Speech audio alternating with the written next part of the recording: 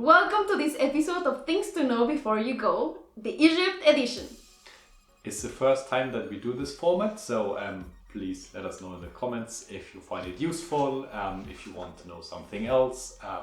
We're happy for your feedback. First of all, at least if you're a European citizen, upon arrival you don't have to have a visa beforehand. Once you arrive, you can just buy one there, at least for I think 30 days or something. You can't bring drones into the country, which is especially important. So if you're doing a round trip, there's no way you can bring a drone unless you have a special permit. So keep that in mind. Egypt is really safe. We were surprised, but there are some regions along the borders where you're not supposed to go in general. But other than that, the country is really safe. Even at night, we felt really safe.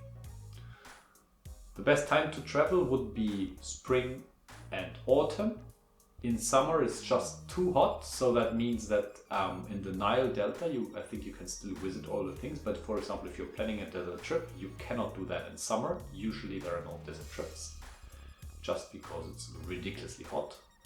And in winter it depends a little bit where you are. It won't rain usually, but it can get a little bit chilly on the beach, so if you're out looking for a beach vacation or for diving, it can get a little bit chilly, but of course there are much less crowds.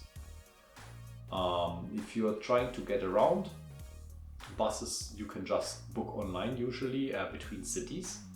However, if you're trying to use Uber, that will only work in Hurghada and in Cairo. Uber is great, it's a little bit more expensive, but you don't have to bargain. If you can't use Uber, then there is an app that's called InDrive, or you just deal with the taxi driver. Both will include some bargaining on your side. The prices in Egypt. For food, you can expect in a restaurant between 3 to 6 euros. For hotels, the way we travel, it will be between 8 to 20 euros. If you want a little bit more luxury, then you have to pay more, maybe a middle price until 40 euros. The entry prices for the tombs, any architectural sites, they range between 8 to 10 euros.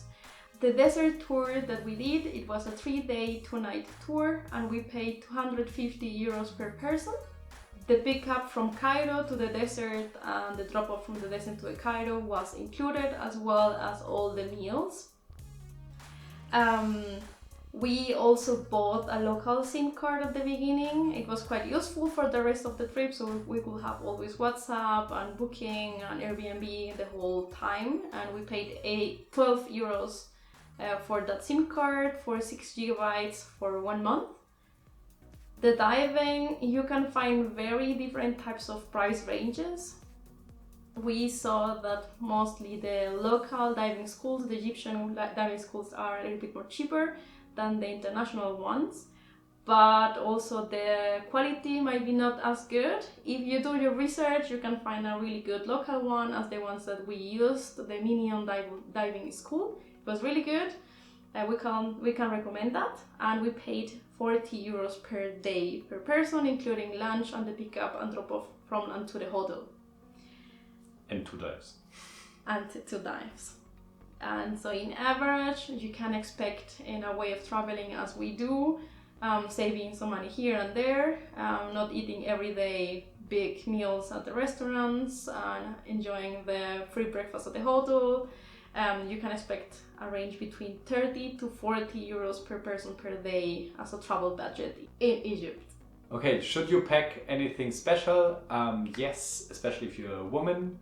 You should take care that you have your shoulders and your knees covered out of respect all the time, at least as long as you're not on the beach, especially also your cleavage. And then if you want to enter mosques, so in Egypt, even as a non-Muslim, you can usually enter all of the mosques. However, you should of course be dressed accordingly. And that for women includes covering their hair and head. So what else? If you're planning a trip to the desert, then bring something warm, a sweater. In our case, I think we even need a jacket. Yeah. So we had a jacket as well. And we need it as well in the nights in the desert. It can get really cold. In winter, even sub-zero temperatures. If you have any other questions, if you want to know something more, put it in the description below. And if you made it until here, great. Thank you guys for sticking around, and please give it a thumbs up. Thanks for watching. If you liked the video, give it a thumbs up and hit the subscribe button below. And leave us a comment. We would like to hear your opinions and thoughts.